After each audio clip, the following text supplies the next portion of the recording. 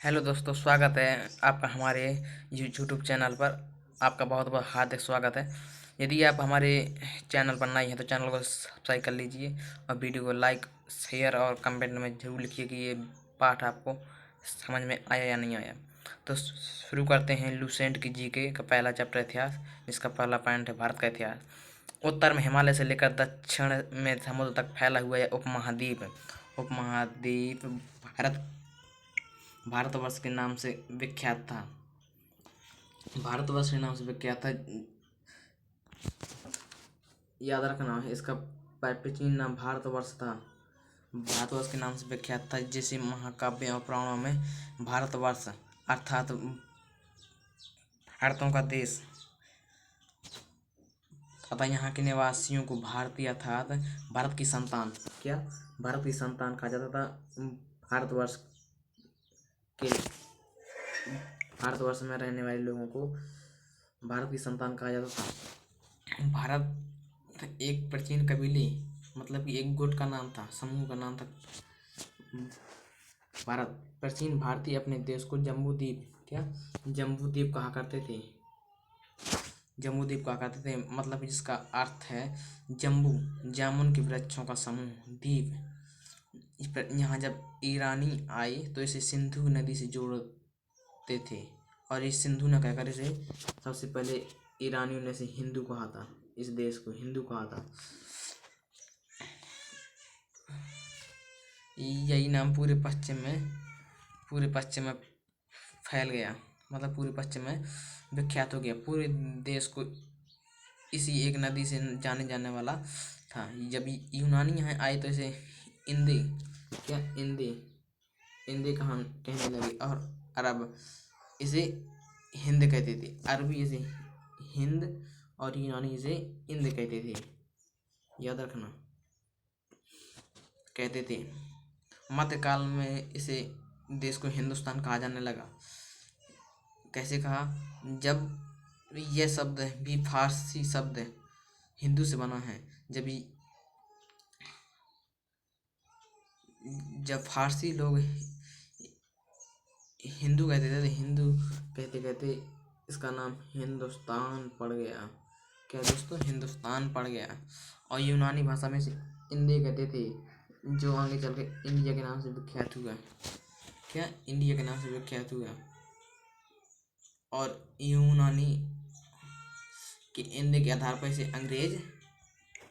अंग्रेज इसे इंडिया कहने लगे।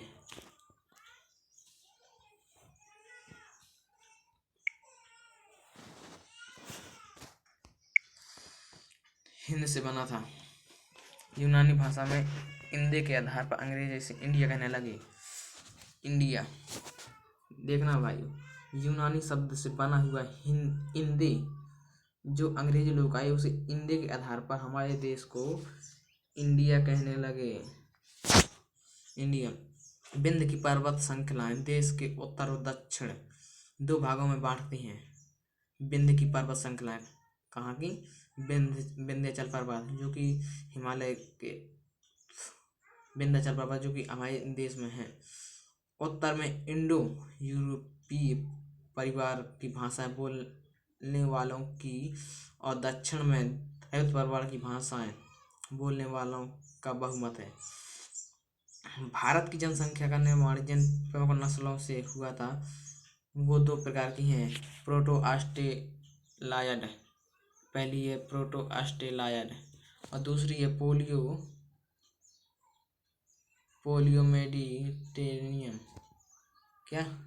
पोलियो और मेडिटेरेनियन और काकेसायड, निग्रोयड और मंगोलोयड। इसमें प्रमुख दो ही पूछी जाती हैं। आपको जो सरल लगे उसे याद कर लेना।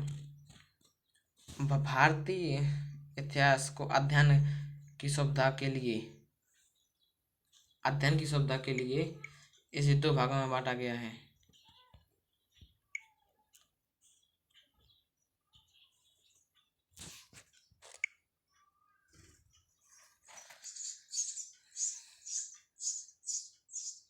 भारतीय इतिहास को अध्ययन की सुविधा के लिए इस तीन भागों में बांटा गया है। प्राचीन भारत, मध्यकालीन भारत और आधुनिक भारत। पहला क्या है? प्राचीन भारत, दूसरा मध्यकालीन भारत और तीसरा है आधुनिक भारत। याद रखना दोस्तों। अब पहले हम पढ़ेंगे प्राचीन भारत, मतलब कि प्राचीन भारत। सबसे पहले इतिहास को 3 भागों में बांटने का श्रेय किसको जाता है?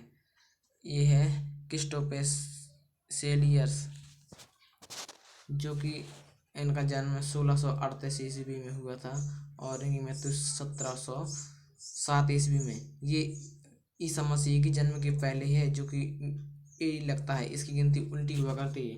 ये कंफ्यूज मत होना कि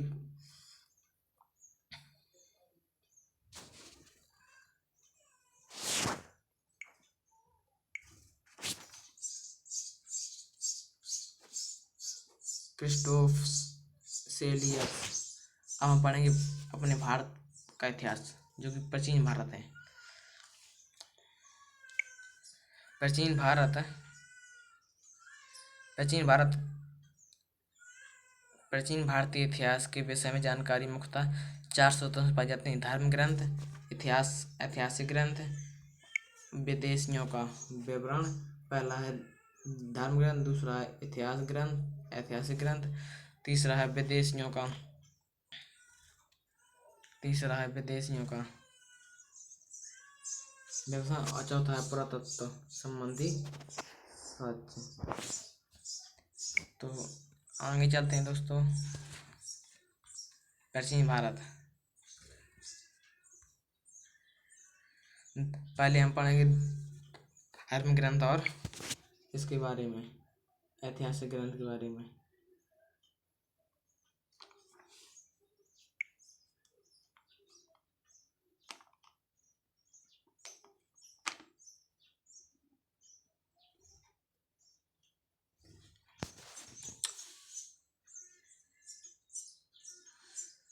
भारत का सब प्राचीन ग्रंथ वेद माना जाता है, जिसका संकलन महर्षि कृष्ण द्वैपायन वेद व्यास ने किया था। क्या? कृष्ण द्वैपायन वेद व्यास ने किया था। वेद वासुदेव कौटुंबिक का उपदेश देता है। भारतीय परंपरा वेदों को नित्य और अपौरुषीय मानती है। वेद को 4 भागों में बांटा गया है: ऋग्वेद, यजुर्वेद, सामवेद और अथर्ववेद। जिन चारों को संहिता के नाम से जाना जाता है। ये एक संहिता हो गई।